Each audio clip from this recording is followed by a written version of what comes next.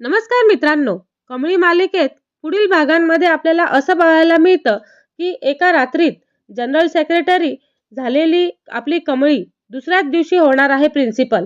पण ह्या पदाची उन्नती नंतर कॉलेजमध्ये सुरू झालेलं आहे असं एक युद्ध, ज्याची कोणी कल्पनाही केलेली नव्हती. प्रिन्सिपलने स्वतः राजीनामा दिला आणि जे नाव घेतलं कमळी जिंकली. पण तिच्या यशाने 3 लोकांची झोप पण उडवलेली आहे. आजपासून सुरू होणार आहे सत्ता आणि सुडाचा एक खेळ. तर मित्रांनो, आपण हे सगळं ह्या भागामध्ये बघणार आहोत. आणि त्यासाठी जर तुम्ही आमच्या चॅनलला सबस्क्राईब केला नसेल तर सबस्क्राईब करा आणि व्हिडिओ आवडल्यास लाईक द्यायला विसरू नका. आज आपण पाहणार आहोत एक असा भाग जिथे सत्ता पण बदलते आणि नियम पण बदलतात आणि काही लोकांची जळजळ अजून पेटून उठते. आज कॉलेजच्या आवारामध्ये वेगळाच तणाव होता आणि विद्यार्थी गटागटात उभे आहेत. कुणी कुजबुजतंय तर कुणी अंदाज लावतंय.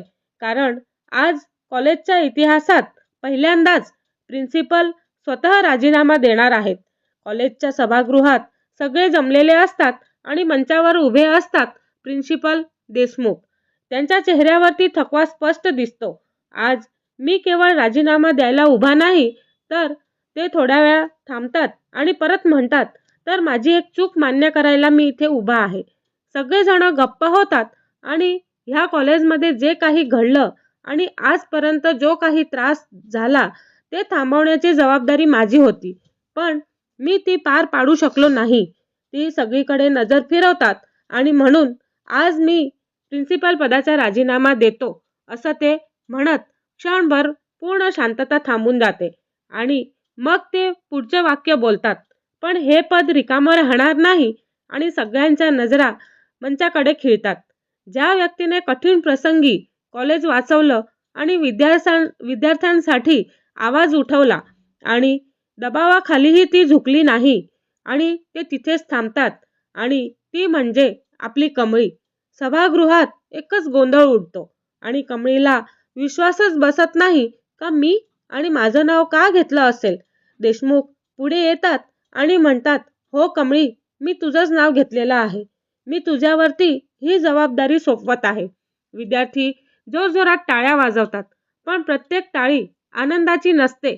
एका बाजूला आपण बघतो की अनिकाचा चेहरा एकदम जळजळीत होतो आणि ही आपल्यावरती राज्य करणार असा तिच्या मनामध्ये प्रश्न उद्भवतो. कामिनी थंड हसते आणि म्हणते, आज पद मिळालेलं आहे, पण उद्या तुझे पाय ओढले जातील असं ती म्हणत असते. रागिनी शांतपणे म्हणते, सत्ता मिळणं धोकादायक असतं. आणि इकडे कट सुरू होतात. अन्नपूर्णाच्या घरामध्ये कटांचं कारस्थान सुरू होतो आणि कमळी धावतच येते आणि अन्नपूर्णाच्या घरात येते आणि म्हणते, आजी. अन्नपूर्णा पण काही न विचारता तिला मिठी मारते आणि म्हणते, मला सगळं कळलेलं आहे कमळी. आणि ती हळूच म्हणते, आज देवाने तुझ्या संघर्षाला उत्तर दिलेलं आहे. तर कमळीच्या डोळ्यात पाणी येतं आणि म्हणते, पण आजी, ही जबाबदारी खूप मोठी आहे. अन्नपूर्णा ठामपणे म्हणत असते, आणि म्हणूनच ती तुलाच मिळालेली आहे. तेवढ्यातच तिकडे मागून ऋषी पण येतो आणि त्याच्या चेहऱ्यावरती अभिमान असतो आणि तो म्हणतो की तू प्रिन्सिपल झाली नाहीस. ती हसतच म्हणतो की तू उदाहरण झाली आहेस. कमळी त्याच्याकडे पाहते आणि म्हणते, मी योग्य निर्णय घेऊ शकेल का? तेव्हा ऋषी शांतपणे उत्तर देतो, जो माणूस विद्यार्थ्यांसाठी उभा राहतो तो कधीच चुकीचा निर्णय घेऊ शकत नाही. तेव्हा राजन आत येतो आणि तो पण थोडा गंभीर होतो, पण डोळे आनंदी असतात आणि म्हणते, आज मला खूप अभिमान वाटतो कमळी, तुझा खूप अभिमान वाटतो. तो म्हणतो, कारण तू पदासाठी नाही, प्रामाणिकपणासाठी निवडली गेलेली आहेस. पुन्हा कॉलेजमध्ये कमळी पहिली बैठक घेते आणि म्हणते, आजपासून एक नवीन नियम लक्षात ठेवा. ती ठाम आवाजात म्हणत असते की विद्यार्थ्यांचा जो फंड येतो तो फक्त विद्यार्थ्यांसाठीच वापरला जाईल. सगळे एकमेकांकडे पाहतात आणि कोणताही निर्णय चुकीचा आणि लपवून घेतला जाणार नाही, तर पारदर्शकपणे घेतला जाईल असं ती म्हणत असते. तिचा आवाज ऐकताच विद्यार्थी टाळ्या वाजवतात, पण मागच्या रांगेमध्ये उभी असलेली अनिका चिडत असते आणि ही आपली सगळी गणितं बिघडवणार आहे असं ती म्हणत असते. कामिनी तिच्या कानामध्ये म्हणते, आणि म्हणूनच तिला थांबवावंच लागेल. रागिणी शांतपणे धोकादायक स्वरात म्हणते, युद्ध आता सुरू झालेलं आहे. असं करत तिघीही जण कट रचत असतात.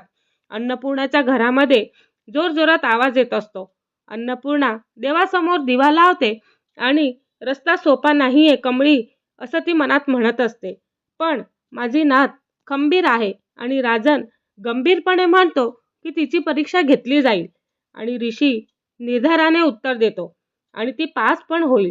कॅमेरा पण कमळीकडे वळतो आणि कमळीचा चेहरा एकदम उजळ दिसतो. डोळ्यात भीती नाही, फक्त निर्धार आणि निर्धारच असतो. आणि तिचा आवाज येतो आणि तेही केवळ पदाची उन्नती नाही तर संघर्षाची सुरुवात पण आहे. कारण जिथे सत्य उभं राहतं तिथे कट जन्माला येतात. आणि पुढच्या भागामध्ये आपल्याला कमळीच्या ह्या निर्णयांमुळे कोणता नवा डाव खेळला जाणार हे पाहणं प्रेक्षकांसाठी खूपच थरारक ठरणार आहे. तर हे सगळं बघण्यासाठी आमच्या चॅनलला लाईक, शेअर आणि सबस्क्राईब करायला विसरू नका. धन्यवाद.